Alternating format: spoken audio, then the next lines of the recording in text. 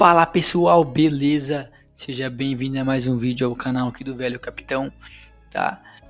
E bom pessoal, vocês sabem, né, não é segredo pra ninguém que já há um bom tempo a Rússia aí vem atacando cidades russas, vem atacando áreas civis, né?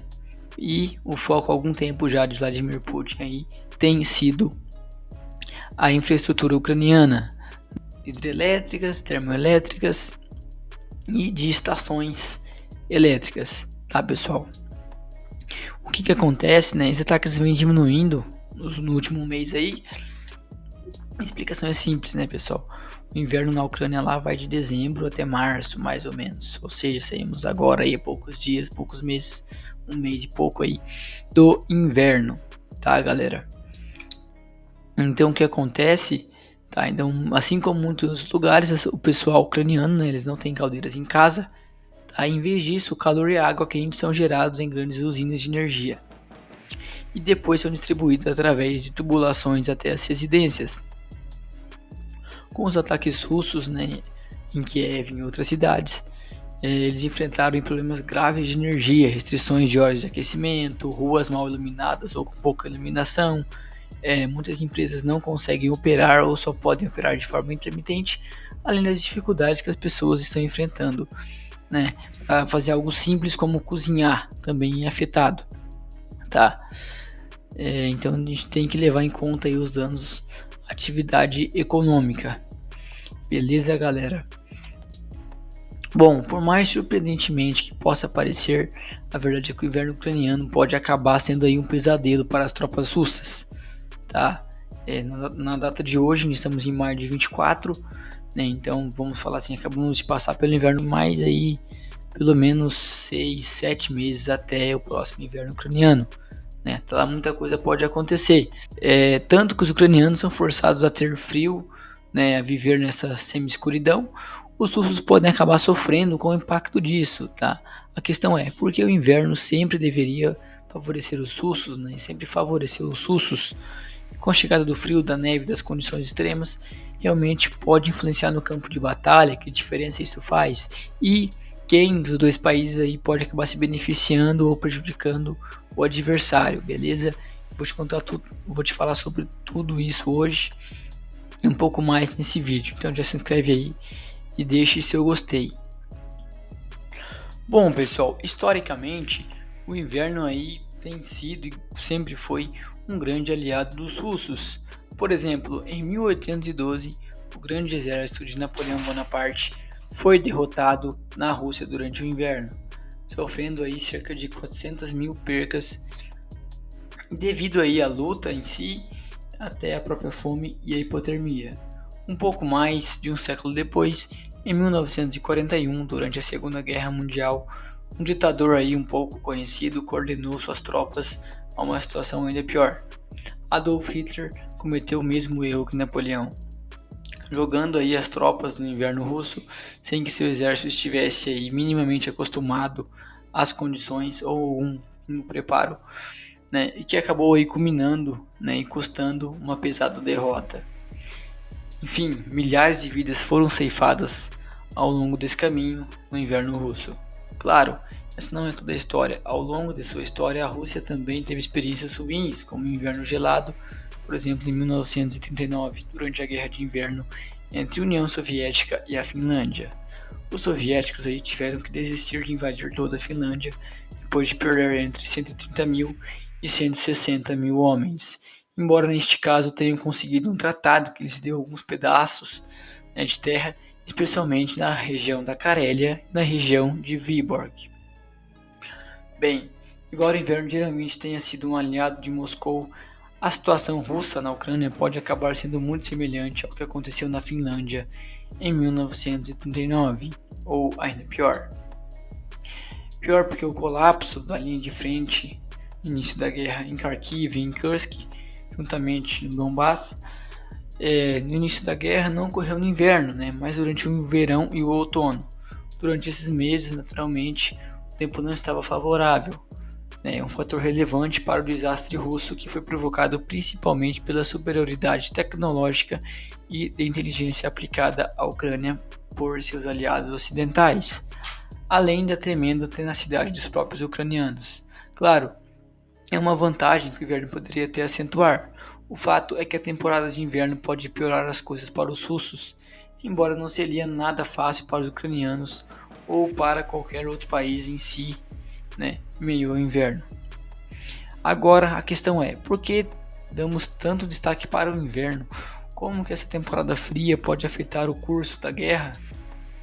Bom, e desta vez não são os russos que estão sofrendo com a invasão de potências estrangeiras, mas eles próprios são os invasores. E isso aí tem muitas implicações que poderiam funcionar contra eles, e o Kremlin sabe disso. A partir do verão, com a chegada do outono, eles tentaram aumentar a pressão atacando alvos civis, mas para explicar exatamente por que o inverno ucraniano pode acabar virando um pesadelo para Putin, o Kremlin e as tropas russas, vamos aí destacar 4 principais razões. A primeira delas tem muito a ver com a questão da logística. Estamos falando, é claro, sobre suprimentos e armamentos para as tropas. Embora esta guerra esteja aí concentrada nas zonas fronteiriças, que são, em teoria, aquelas que a Rússia pode fornecer melhor às suas tropas, por estarem próximas em termos geográficos, a verdade é que no inverno essa missão pode ficar um pouco mais difícil. E se tratando de regiões, como por exemplo na região de Kherson, que está longe do abastecimento da Rússia e dos centros de produções, mesmo estando próximo à Crimeia. Isso porque, mesmo depois de 10 anos após seu anexo, a Crimeia ainda é principalmente fornecida pela Rússia. Enquanto é verdade que outras zonas, como o Oblast de Donetsk, têm boas conexões com cidades industriais russas, como Lipetsk, tendo assim uma grande vantagem e mesmo no inverno conseguindo aí ter um ótimo abastecimento de suprimentos e de armamentos. Porém, o restante da frente não tem essa sorte. Em qualquer caso, ter que mover equipamentos pesados e grandes remessas de todos os tipos de suprimentos em solo congelado e estradas geralmente não é uma tarefa fácil. No inverno, a Rússia será ainda mais dependente de transporte ferroviário. O problema é que as vias férreas, além de serem mais rígidas, simplesmente não alcançam todos os lugares e também são mais expostas do que as estradas. Se os ucranianos conseguirem isolá-las com ataques e sabotagem, então os russos poderão enfrentar graves problemas, já que tem no fornecimento de seu exército, e isso se multiplicará no inverno, já que isso afetaria diretamente no fornecimento de seu exército, e isso se multiplicaria no inverno, podendo afetar a questão de comidas, de equipamentos, de tropas e, consequentemente, afetando a moral dos soldados. Portanto, a falta de abastecimento no inverno pode ser decisiva. Ao contrário do que os ucranianos estão jogando em seu território nacional, o que, em termos logísticos, é uma grande vantagem. Mas isso não é tudo. Para lutar no inverno, você precisa de 2 coisas: preparação e equipamento. Essas coisas são mais desafiadoras do que lutar em temperaturas abaixo de zero e lidar bem com neve, gelo e geada. Aqui, os ucranianos podem ter a vantagem. Neste ponto, acho que muitos de vocês já conhecem a história russa. Tropas mal treinadas, equipamentos inadequados. Os soldados mobilizados da Rússia foram jogados na linha de frente sem um apoio adequado. E pessoal, segundo aí diversas fontes, a Rússia já teve baixas aí do número de 500 mil homens desde o início da guerra da Ucrânia. Portanto, lutar contra um clima extremamente frio, gelado e com neve requer equipamento específico. Por exemplo, as botas dos soldados devem ser capazes de suportar baixas temperaturas e caminhar sobre o gelo, e a roupa precisa ser térmica, mas leve para permitir movimento. Apesar de estarmos na Rússia, poderíamos pensar que seu exército está bem suprido com essas coisas, mas a verdade é que tudo indica que não é o caso. As crônicas que chegam até nós enfatizam que os soldados russos chegam praticamente de mãos vazias, e a gente percebe que falta um equipamento moderno e adequado. Enquanto isso, os ucranianos têm recebido toneladas de equipamentos individuais preparados para o inverno de seus aliados ocidentais há meses. Então é muito provável que o exército do Kiev já esteja coberto. A OTAN está transportando equipamentos para a Ucrânia. Bom, pessoal, e o mesmo aí serve para o equipamento militar pesado. Quando as primeiras nevascas começam na Ucrânia, elas se acumulam e se tornam gelo, que permanece quase até a chegada da primavera. Depois do gelo vem a lama, que pode acabar sendo talvez em alguns cenários ainda pior do que o próprio gelo. Tudo isso faz com que ambos os exércitos sejam muito mais propensos a usar estradas, que são geralmente mantidas mais limpas ou pelo menos mais fáceis de limpar, em vez de tentar pelo país ou em estradas rurais. Basicamente, se locomover por lá pode ser um inferno. Você se lembra do que aconteceu em fevereiro e março, durante o primeiro mês da invasão, lá em 2022, quando ainda havia neve e gelo na Ucrânia? Os russos estavam sempre avançando pelas estradas principais, e uma das razões pelas quais seus longos comboios se tornaram muito vulneráveis foi porque seus tanques antiquados e caminhões não se saíam bem fora das estradas. E não se esqueça de todas as emboscadas ucranianas que terminaram com inúmeras baixas de equipamento russo reduzido a cinzas. Vemos então que os russos, com seus tanques antiquados, blindados e caminhões, não se saem bem fora das estradas no inverno, então é provável que você veja menos brigas em campos abertos. Além disso, as condições meteorológicas são muito mais adversas, com chuvas, tempestades de neve ou neblina, o que dificulta a operação de drones necessários para ambos os lados. Uma das possibilidades sendo considerada para o inverno é que a guerra, embora não pare completamente, entre em uma espécie de fase adormecida, ou talvez de hibernação, com operações em escala muito menores e reduzidas, e também assim com avanços e desenvolvimentos um pouco mais lentos. No entanto, as duras condições do inverno e os movimentos complicados pelo terreno fazem o equipamento sofrer muito mais. E você sabe o que isso significa?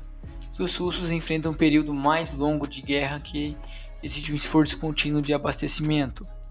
Com o desgaste adicional e o equipamento sendo submetido a condições extremas, os russos podem ter muito mais problemas, especialmente porque a Ucrânia tem veículos pesados mais modernos e seu equipamento geralmente é mantido em melhor condição.